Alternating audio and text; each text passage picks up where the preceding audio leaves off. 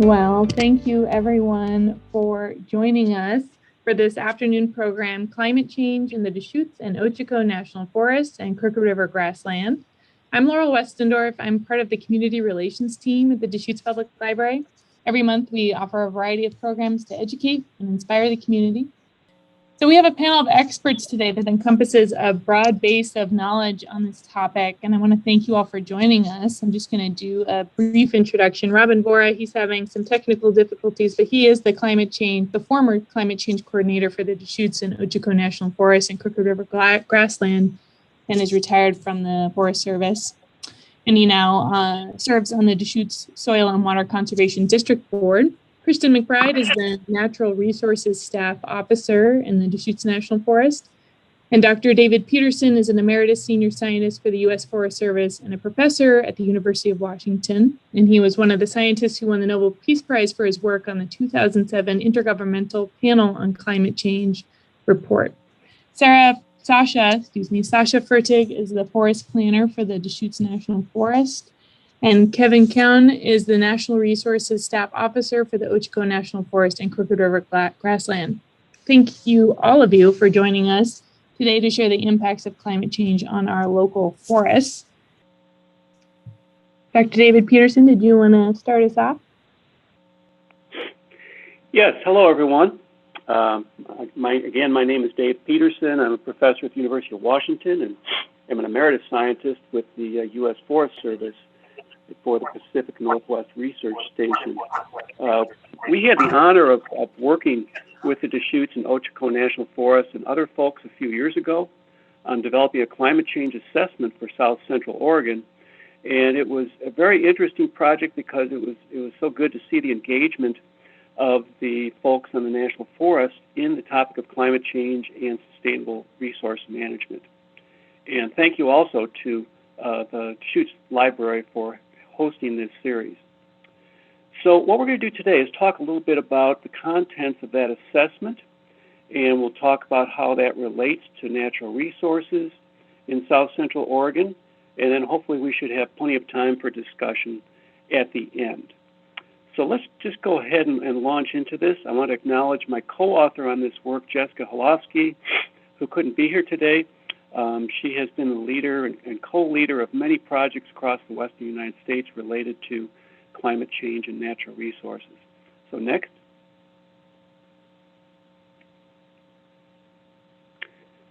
And there might be a little bit of a lag here, folks who are listening to this because of our internet situation.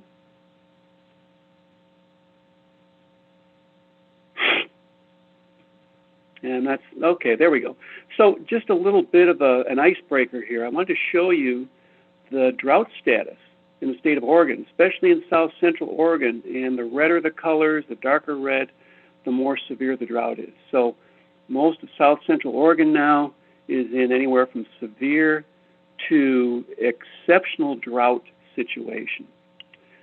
This might seem rather familiar to you, but this is the kind of thing that sets up potential effects of weather that occurs later in the summer. And we all know what the 2020 season was like for fire and other issues. And I hope we don't have the same thing this year, but this U.S. Drought Monitor is always a good place you can check and see what the current drought status is. And obviously that has implications for water resources, fire, range resources, lots of other things. Next.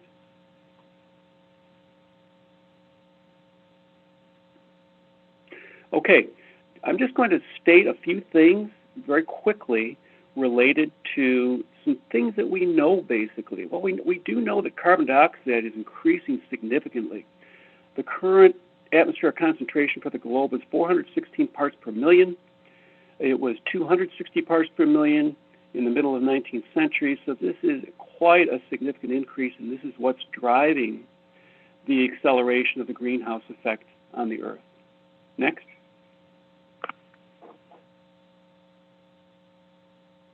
We also have this rather impressive changing temperature trend.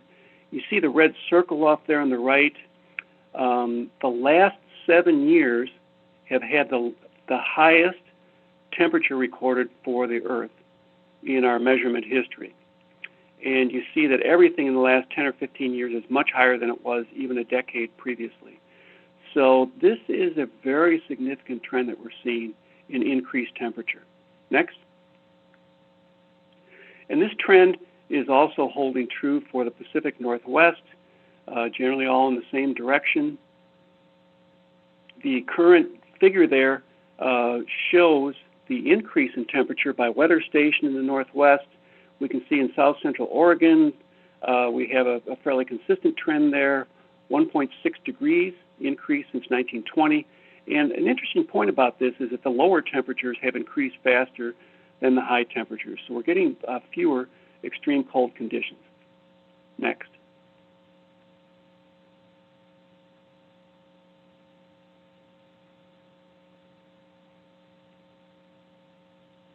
All right, so that's our past now. That's historic data. Here is a projection that is the one that's mostly used for the Pacific Northwest region. We have the historical down there in the lower left-hand corner in the gray. We can see that increase I just showed you, and the future projections under two different climate change scenarios. The blue one indicates a situation socially and politically where we actually bring down greenhouse gas emissions. The red one indicates the range of possibilities if we do not change, if we basically just stay on our current trajectory. And we see rather significantly that the trends diverge right around the middle of the century, 2050. If we stay on this business as usual, the current trajectory, we end up at a much, much warmer place by the end of the 21st century. So that we would really like to stay out of this zone. That's why there's so much emphasis on reducing emissions down, keep us down here in the blue zone. Next.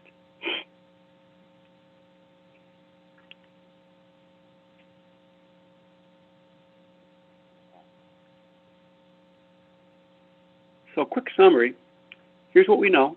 There's a natural greenhouse effect. This is what keeps the Earth warm. This is what keeps the Earth livable for plants and animals, including humans. We also know that we're increasing that effect by adding greenhouse gases like carbon dioxide and several other types of gases to the atmosphere. We're already seeing some effects of this changing climate. We'll talk about those in the next few slides. And we know it's going to get a lot warmer before this whole thing stabilizes. So this is where we are at the current moment. Next.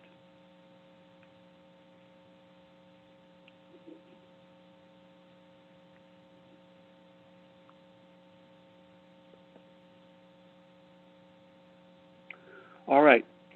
So back in around 2016, we developed what we call the South Central Oregon Adaptation Partnership.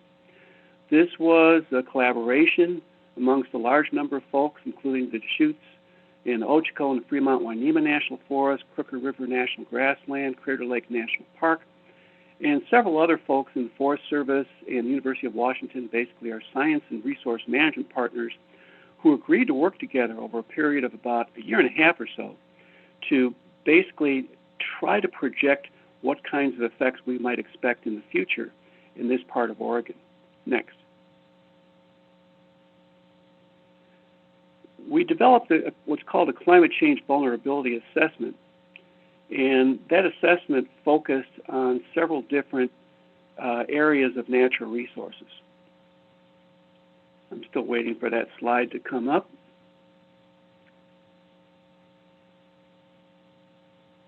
There we go.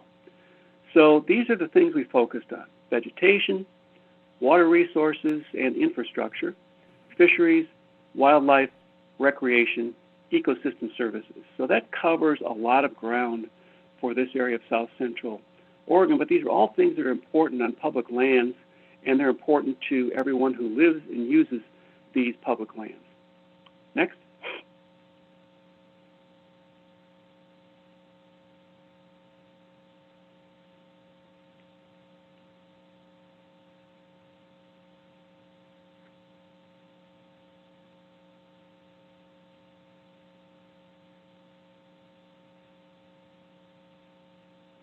So if you'd like to learn more about this project, you can click on the URL below, adaptationpartners.org/scope, and SCOPE is the acronym that we'll use for the partnership. And it has all kinds of information about it. And then next, if you want to learn a lot more about this project, then you can access the published General Technical Report that was the outcome of this project. It is a very long report, 469 pages. You don't have to read all those pages. I think you can skim through it. There are lots of tables and figures that make it a little bit more readable. And also, I think most of the language here is fairly accessible, even though it is a scientific document. So I think there still are some hard copies of this left. You can contact someone at that URL below, or you can just Google Climate Change Assessment South Central Oregon, and you should take you there as well. So anyway, this is the source document. It's been peer-reviewed, and it is now being used by the National Forests in their management practices. Next. So what we're going to do now is just do a brief run-through on the assessment. We're going to hit the high points for each of the resource areas. This will not be a comprehensive coverage, but we'll try to cover the ones that emerged as the most important in our discussions. So first of all, let's start with vegetation. We certainly expect a lot more fire, more frequent fire, larger fires burning over a larger area. I think we may be starting to see some of that already. Bark beetles and other insects that can reproduce more quickly in a warmer climate may be more prevalent in the future. Some of our wetter habitats, riparian areas, wetland areas, and so forth, will probably endure some stress. And at least in the long term, maybe over decades to centuries, we would expect that the abundance and distribution of our species will shift around a little bit. This has always happened historically, but the rate of temperature increase will certainly force this situation. Next.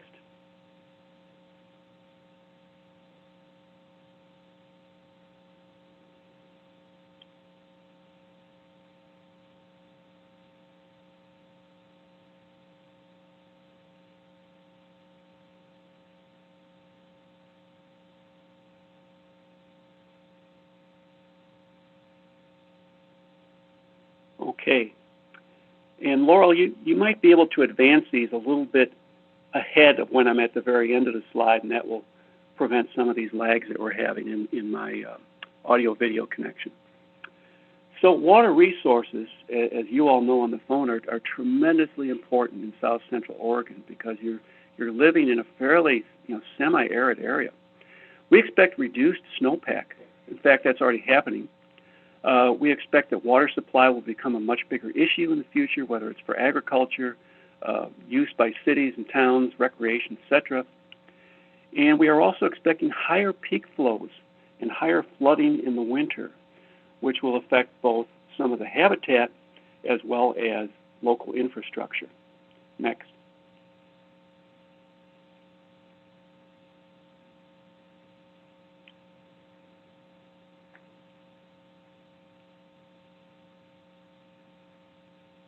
And this slide shows the reduction in snowpack that we've already experienced in the Pacific Northwest region. Reduced amount of snow, less duration of snow, more rain on snow. The bigger the red dots, the greater the decrease in snow since about 1950. And you see there's a lot of big red dots there in South Central Oregon. So we're already experiencing some of the impacts of climate change on water resources, and we expect that that will continue into the future. All right, so what's the big deal about less snow? Well, it's going to change our streams quite a bit. Seasonality, quantities of water, and so forth. As I mentioned before, more winter floods, higher floods, and the flip side of that is in the summer, because you have less snow remaining in the mountains, the stream flow will be lower during summer periods, especially around August. And the other part of that is because you have lower water levels and you have higher air temperatures, stream temperature will become considerably higher. Next.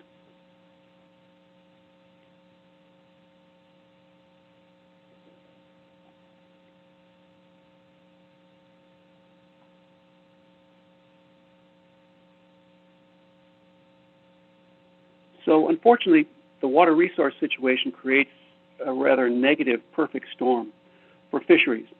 Lower stream flows, higher water temperatures are definitely bad for cold water fish habitats. So species like bull trout, steelhead, red-band trout, suckers, and so forth, they will still be there, but they will probably have lower populations and they'll have less habitat available for them, and that habitat will tend to retreat to higher elevations. Next.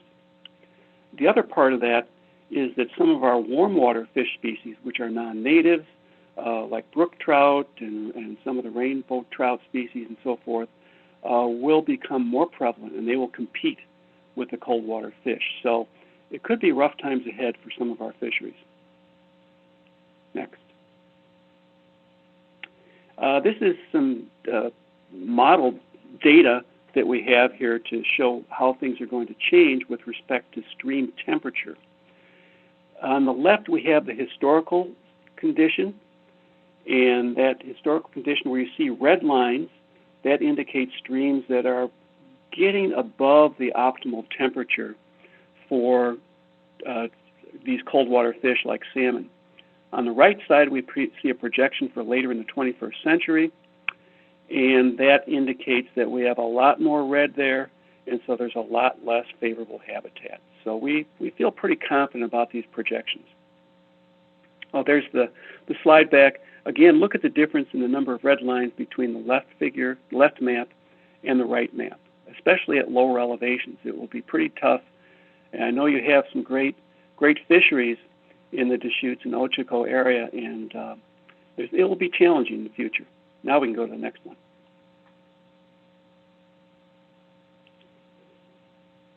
So for wildlife, we also have some concern for certain species with increased air temperature, increased water temperature. Will definitely create some challenges, especially for those animals that are associated with wetlands and riparian areas. Sagebrush is very sensitive to fire and doesn't regenerate quickly. So species that live there, like sage grouse, could be stressed. Now, elk and deer, which like Apache habitat and do pretty well after fire, might actually do better. So this isn't all about losers. There are some winners in the climate change competition. And next slide. And then animals that live in old forest could decrease too. So we always talk about spotted owl, but there are many other species that like old trees, need them for habitat. And if we do get more fire that takes out that habitat, then they could be in trouble too.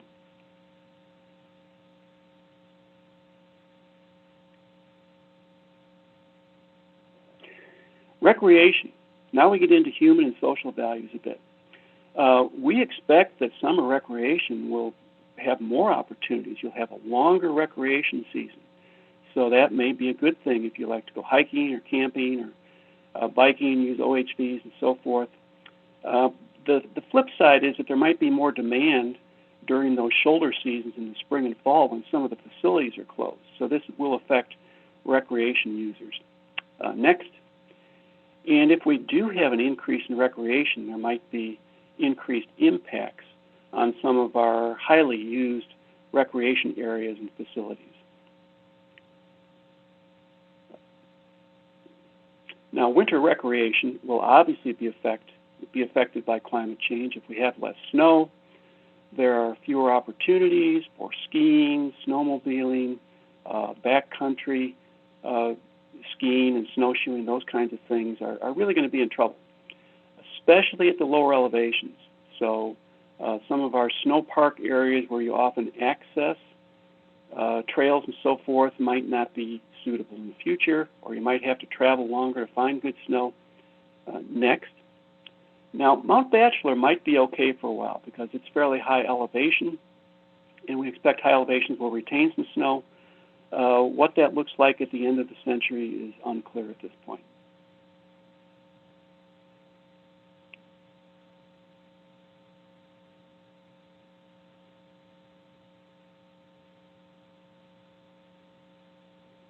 Now, we've talked about several different topics, but the thing that's going to change the most will be our disturbance regimes, basically fire, insects, pathogens, those sorts of things that create big changes over short periods of time. Next. And that will tend to negate a lot of the slower gradual changes that we might otherwise see in the absence of those disturbances.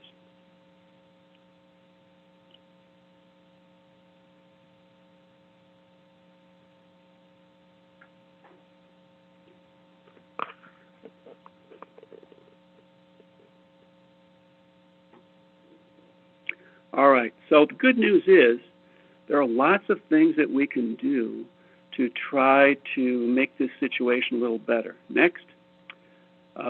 These are all the things I'm going to talk about now are ideas that were generated by resource managers from the national forests at a workshop that we had when we presented the assessment and then we presented the future conditions, and these were their responses. And I think there's some really great stuff in here.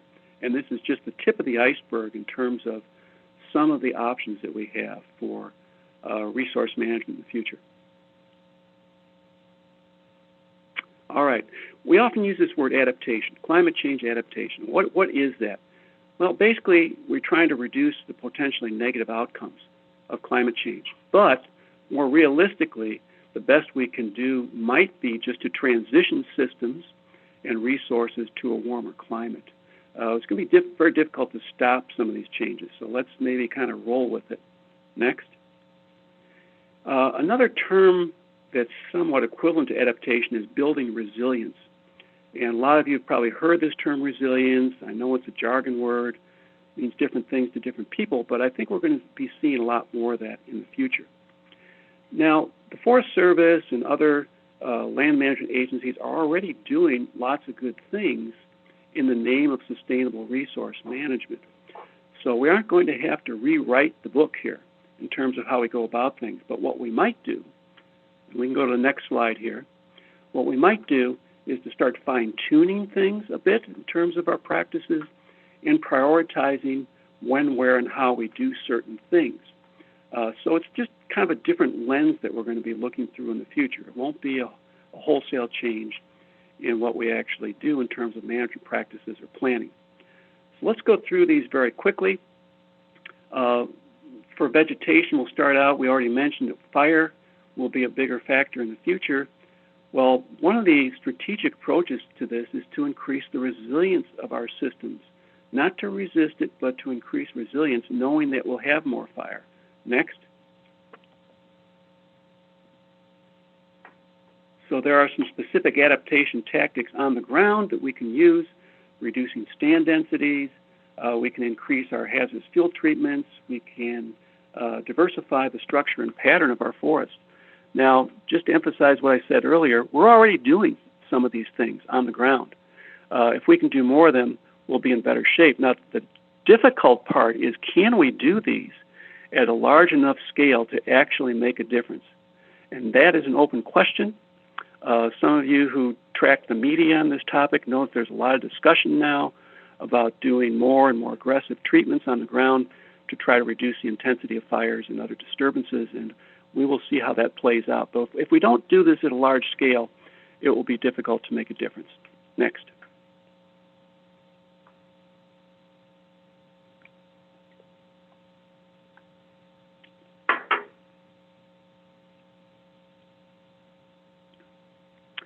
Okay, let's go on to water resources now. I mentioned this business about higher peak flows, higher flooding in the winter, and we certainly expect that will be true. And you can click right to the next one now, Laurel. What we want to do here is to design our infrastructure to accommodate those increasing flows. We won't be able to stop them, so what can we do to kind of roll with the punches? We can install larger culverts under our roads. We can maybe remove some of those roads, decommission them in the floodplains if we know they're going to get flooded more often. Next slide. We can relocate some of our facilities like campgrounds to remove them from that flood risk. It's going to be a hard thing to fight. Moving on to fisheries, we mentioned earlier about the deleterious effects of higher stream temperatures. This is going to be a pervasive influence. We can go next.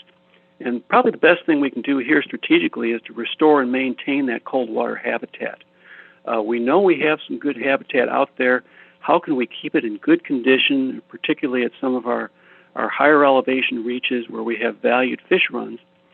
So by restoring structure and function to the streams, that will help keep the water cool. We can do things like reintroduce beavers that maintain the pooling of water, and we can also help to restore some of the riparian vegetation that will provide shade and cool water as well.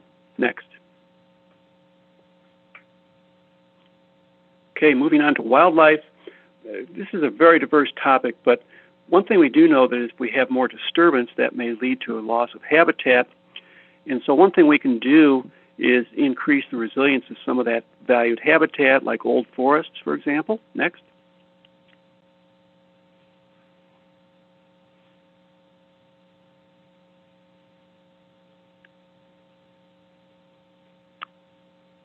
And so what that might look like on the ground is making sure that we retain some of these things we often call legacy structures, so our big trees, big dead trees, downwood, all those things that provide good habitat in old forests. Next.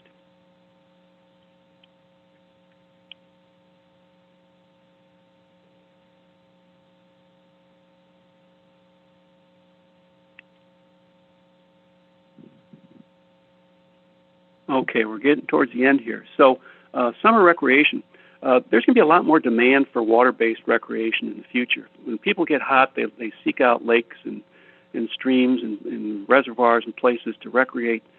So one thing we can do there is to increase our management flexibility in how we manage these sites and facilities. Next. We almost certainly will have more people at these places, so we can't necessarily have a static condition in terms of how we go about managing these places.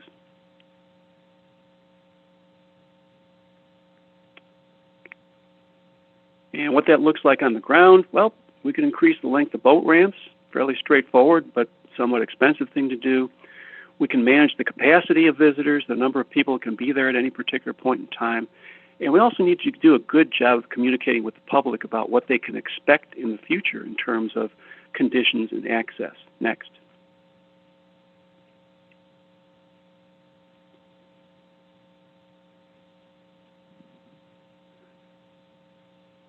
So just to summarize, we are very certain that we will have higher temperatures, more fire, less snowpack, less water in the summer, less fish habitat, and altered recreation patterns. I can state those confidently. We're a little less certain about the change in species moving around the landscape and the effects on the great diversity of wildlife we have in South Central Oregon. And we are confident that these big events, drought, fire, insects, will have the biggest effects. Things could change pretty quickly after 2050. You might remember that curve I showed you where things could change a lot after that point in time. I do believe that's true. That's bad news. Good news is we've got about 30 years to kind of get our house in order to anticipate that. We have lots of options, lots of things we can do, and there will always be surprises, so we'll need to be very flexible as land management organizations to address this situation. So that's it. You can go to that last slide if you'd like, Laurel. I put my email on this slide in case anybody wants to send me a note after the webinar today. Please feel free. And that will be all for this part of the presentation. Great. Thank you, Dr. David Peterson. And now we have a trio of the U.S. Forest Service sharing the relevance for forest and grassland planning coming up. So if you three want to turn on your videos, and we can go from there. Hello.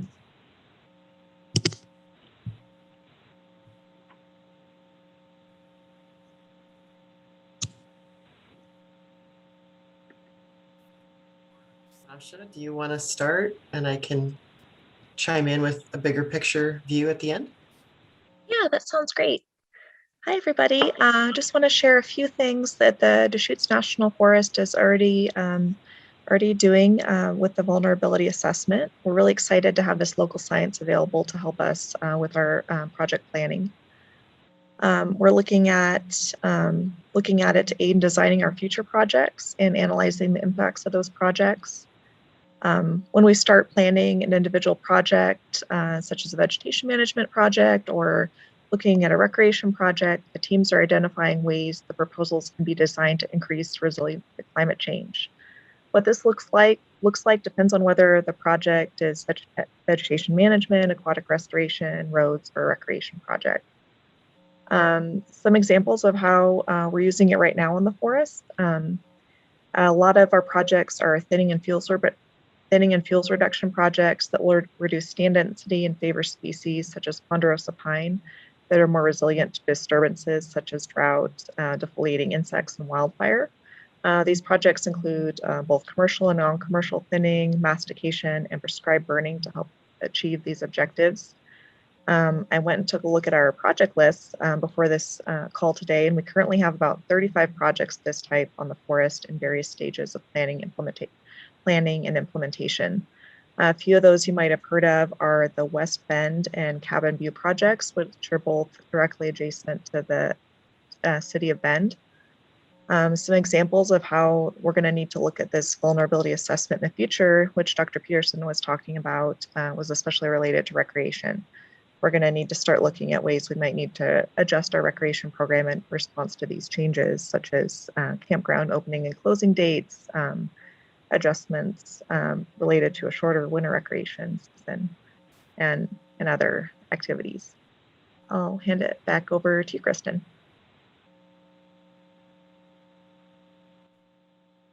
Go ahead, Kevin. I'll finish up. Sure.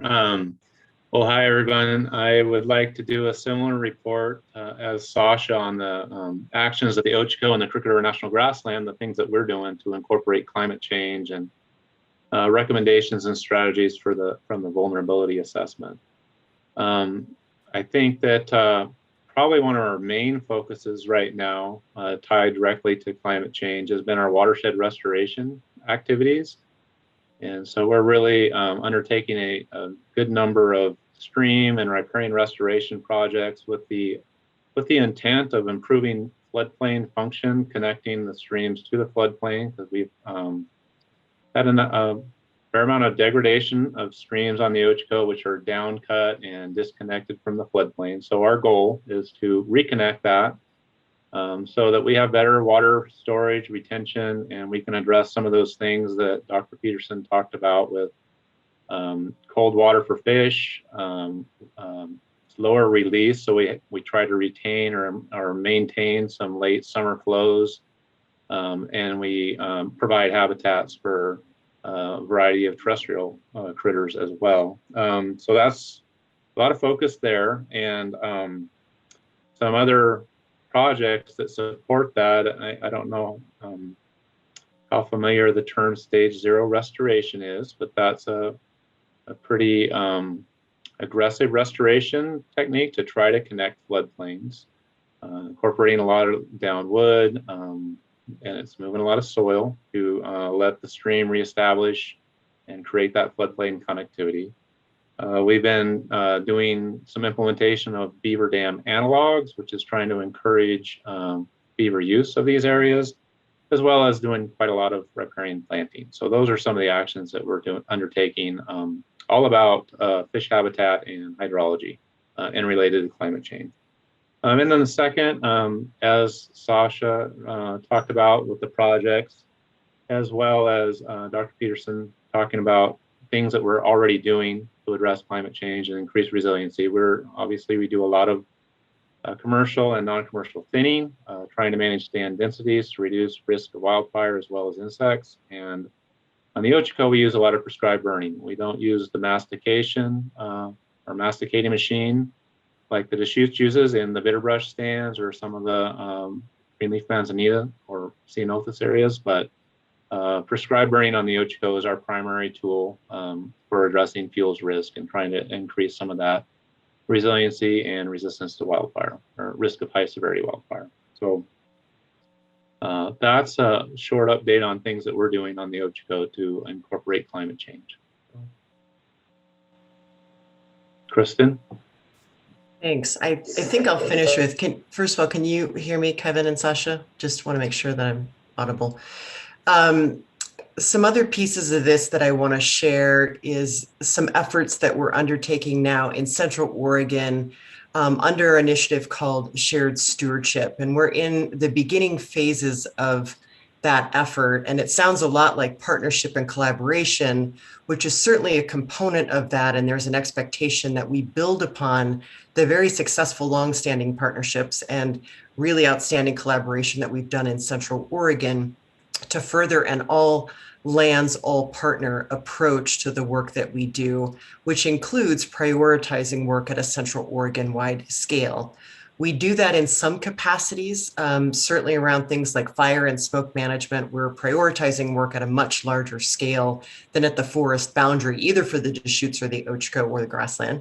But in this case, we're attempting to start with some initial partners in the beginning and then build out a shared stewardship framework so that we can prioritize at a much larger scale. In order to do that, we need some foundational science and a basis for driving where we go and where we invest resources on the landscape, the larger landscape now that I'm talking about.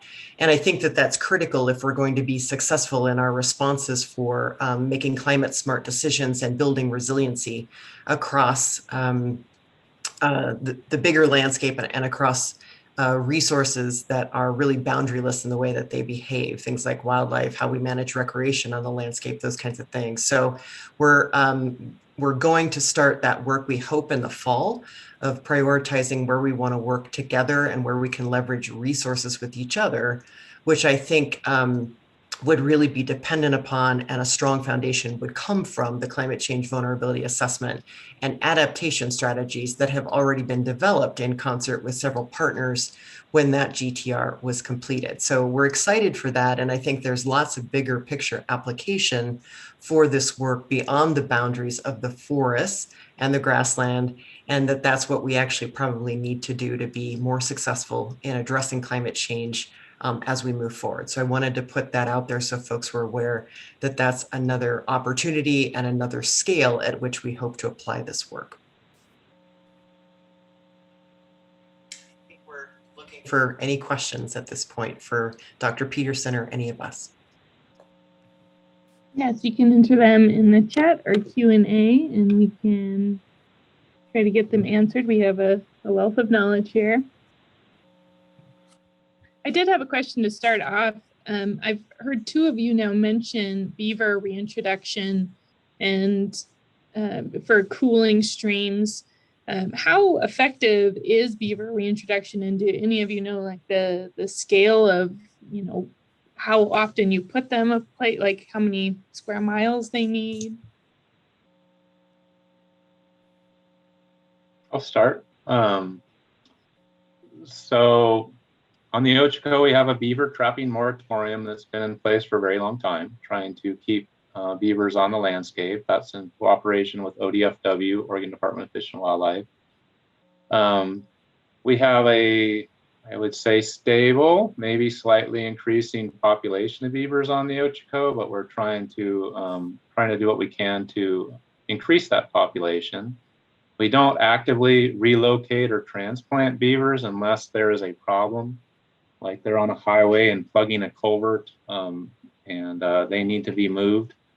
So we don't have an active program to do that. What we are trying to do is create the habitat with the notion that if we build it, hopefully they will come and reestablish populations. So part of the work that we're doing with riparian planting and protecting until it's established, and riparian restoration is hoping to create that habitat. And we do see beavers scattered around the landscape, and what they're really effective at doing is what they do, damming up water, slowing the flow of water and the retention. They back it up, it seeps into the floodplains or the wetlands, and it creates a storage of late season water, cooler water, and creates a just great diversity of habitat for a lot of critters. So we're very anxious and interested in reestablishing healthy beaver populations for lots of reasons, but that's a real quick intro. And I wish I could tell you a home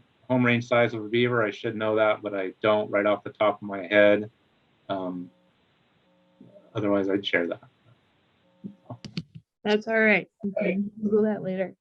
I have another question. How can the Forest Service make sure that bigger trees are preserved to provide habitat for wildlife as species adapt? Well, I noticed that question was directed at Dr. Peterson, so I think maybe it would be good to start with your response, David. Yeah, I can certainly make a response and provide a general, answer to that, and then maybe you can follow up on that, Kristen. But one thing that we encourage folks to do is to make sure that the forest is healthy, first of all, and that the trees that you want there on the site are vigorous. One way to do that is to reduce competition, to manage stand densities, so that the big trees that you want to have present could be retained. That can be done through thinning, in some cases, removing a few of those trees to increase that capacity. In extreme situations, sometimes people will actually remove some of the litter from the base of big trees when we're doing prescribed burning to ensure that the fire does not get up into the canopy and involve that tree in the fire. So I'll stop there and see what other folks have to say. Yeah, I would add to that when we're doing analyses for project planning areas, of course, we're fortunate in Region 6 to have a full suite of specialists that weigh in on the work that's being proposed for restoration and enhancing resiliency. So with that, of course, we have wildlife biologists and civiculturists that are both on the interdisciplinary teams, and they're considering a lot of what Dave spoke to, which are disturbances and potential risk around disturbances like large-scale uncharacteristic fire, and certainly insect and disease. And so I would say that the big trees and the retention of big trees for wildlife habitat for a variety of species is a very consistent conversation that goes on in our project planning, and it's one that is a focal point, obviously, for the wildlife biologist. Biodiversity is another component, right, of the climate change vulnerability assessment, and ensuring that we're providing a diversity of habitats, which is what we can, I don't want to say control, but what we can manage with the Forest Service. So those kinds of things are looked at and considered, and big trees are always in the mix as a focal point for our wildlife biologist, and is considered in conjunction with how do we manage and create a more resilient stand or resilient forest in the face of uncharacteristic or larger scale disturbances, so that we can retain those large scales or large trees on the landscape. Okay, and we have another question here about is it possible that the current drought we're seeing is cyclical and typical of the area, because the precipitation data for Deschutes County from NOAA does not seem to show any change in precipitation over either the last 100 or 20 years? Yeah, that's a really good question. I appreciate that question. So if we look at the historical data on droughts, and if we use what's called the paleoecological data, going back hundreds of years using some of our tools like tree rings to reconstruct past climates over centuries in the past, we really have had relatively few droughts in the Pacific Northwest since the 1930s. So if you remember, the 1930s was the Dust Bowl era. That was a very significant, long, deep period of drought. But prior to 1900, going back into the early 1800s, 1700s, and 1600s, we had far more frequent droughts and longer droughts than we've had over the last 80 or 90 years. So we do know that drought is cyclical. What we don't know is what the real long-term pattern is. The one thing we can almost be certain of climate change is that it will probably help push that needle forward a little bit and tend to encourage drought. In general, the projections for precipitation in the Northwest are slightly higher precipitation in the winter and lower precipitation in the summer. That trend seems to be holding out in the last couple of decades. We need more time to really validate that. But, it can rain a lot in the winter, and it doesn't help us very much in the summer if the summer is still dry. So it's those summer droughts, the summer periods without any rainfall or very little rainfall, that will be potentially the most damaging to our ecosystem. So this is an issue that will be played out, I think, in the next 30 years or so, and I can give you a much better answer, after another 20 years or so of data to say whether or not the recent droughts that we've been having are really a side effect of climate change. At the current time, I would not say that. It's possible, but we don't really have the time series data to validate that at this point in time.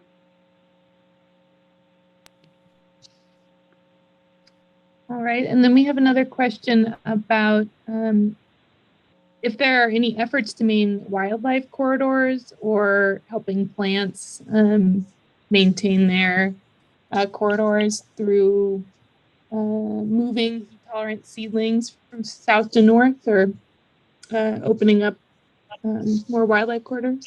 Anyone have a insight onto that in this panel? I'll make one quick general comment and then defer to our management experts on the call today. But connectivity is a word we hear a lot about with respect to wildlife management, making sure that habitat is continuous or at least very close to different patches or close to each other, so that plants and animals can move around the landscape, because we're always going to have fires, we're always going to have pathogens and insects, and we need to have some options for where those plant species and critters can go. So that's a general principle of good management. So I'll defer to the rest of you on what might be happening these days on the forest.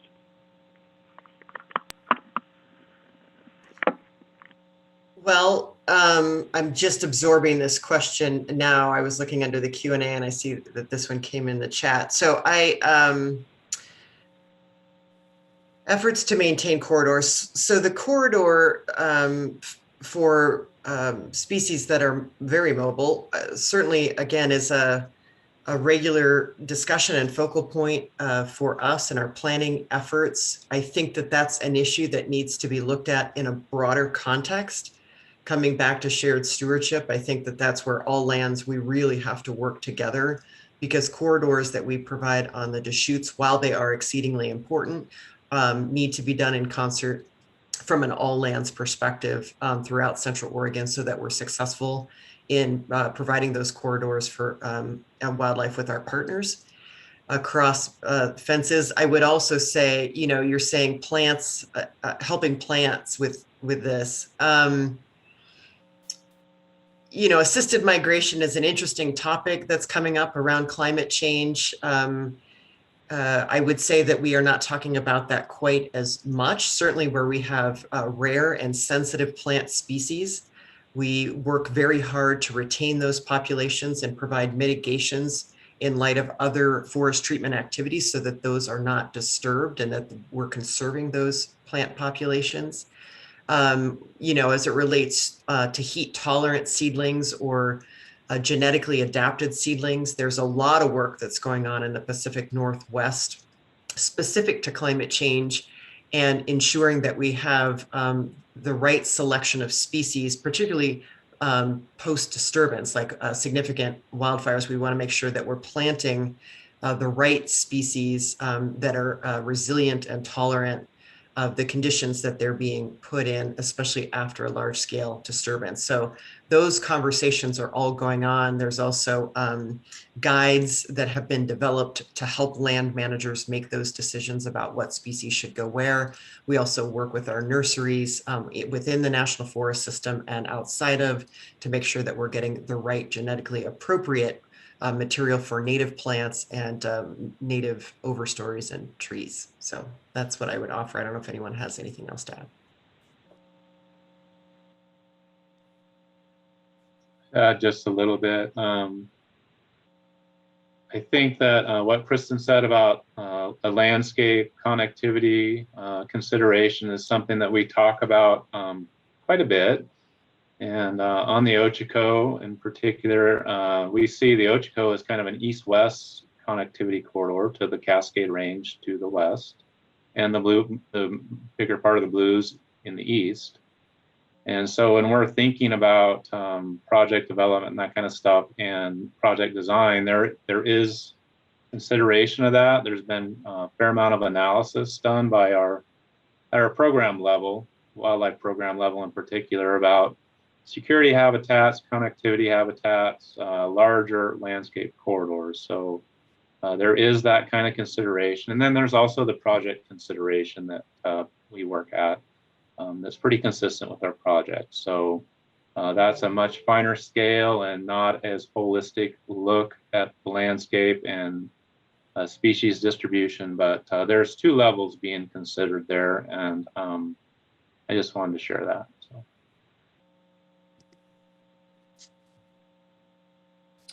And we have a couple more questions about the retention of larger trees. I think just because this has been a very recent topic statewide. And I'll just combine a couple of them. So how are we managing for retaining these large trees that bank carbon most efficiently?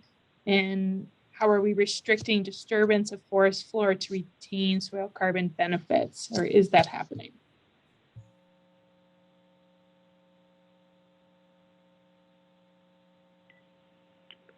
Well, again, I'll say a couple general things and then defer to our resource managers who are experts on what's happening locally. So if we look at any particular forest, the younger trees are very good at taking up carbon, and the very big trees are good at storing carbon. So in any particular large landscape that has natural disturbance like fire and insects on it, you probably, as a kind of a strategic portfolio for carbon, want to have some older forest and some younger forest so that you don't put all your eggs in one basket. For example, on the west side of the Cascades last year in Oregon, we had over 700,000 acres of fire in west side forests. So we had a tremendous amount of carbon that was tied up in those forests, and many of those now are either killed or will be decomposing over the next few decades. So that's a big chunk of carbon in one big pulse. So ideally, through things like fuel treatments and density management, we can control those pulses of carbon to the atmosphere and make them paced out over time, as opposed to having these really big pulses in large canopy fires. So that's one kind of strategic approach to fuels and vegetation management. So turn it over to you guys. Sasha, do you want to speak to how we're addressing carbon in our NEPA documents moving forward?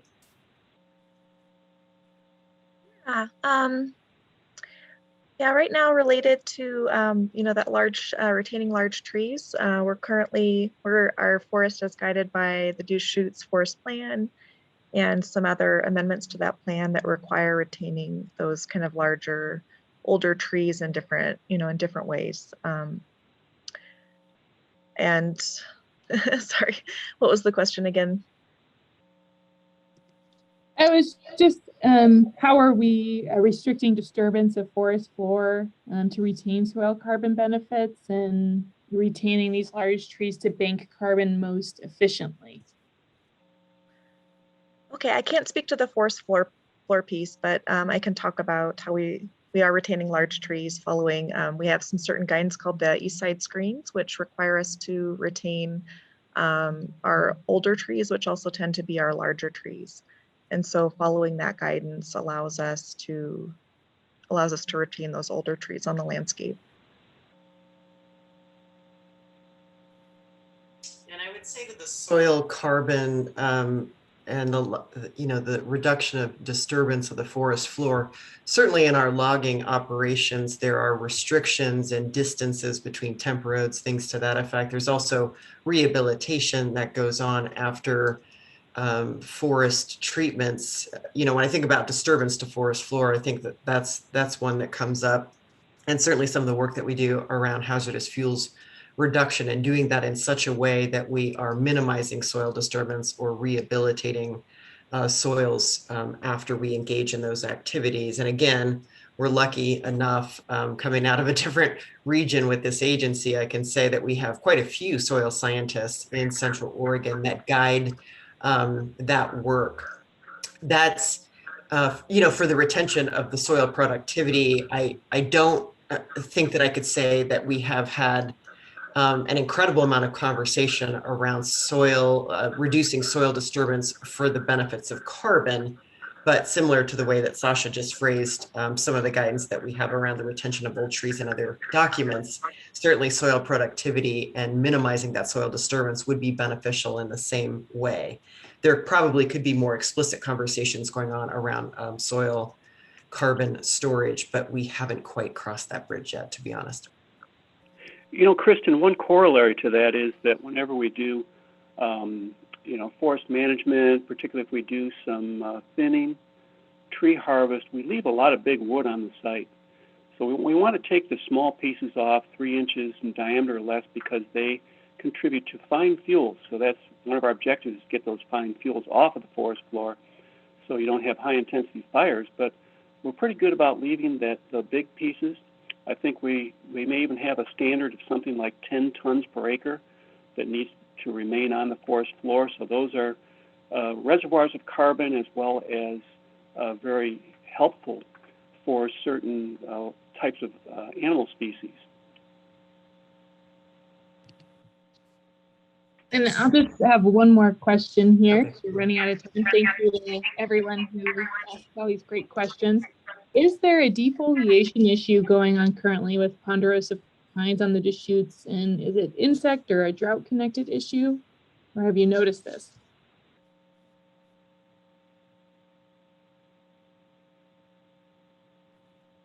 Well, I would say I understand that there is, and I don't know much more about it. I wish the entomologist was here to speak to that very articulately, but I don't know much about that particular issue at this point in time. I don't know if Kevin or Sasha have any, or Robin, if anyone else has any input there. I apologize. I actually have not kept pace with that particular emerging issue. Okay. Well, it's always good to leave with more questions and answers. That's a good conversation. Well, I'll wrap it up there and thank all of you panelists for taking the time. Kristen, David, Sasha, and Kevin, for sharing what you know and how we can continue to learn about this issue together, and for the work that you're doing. This is a multi-pronged, multi-agency effort, and I want to thank all of you for working on that.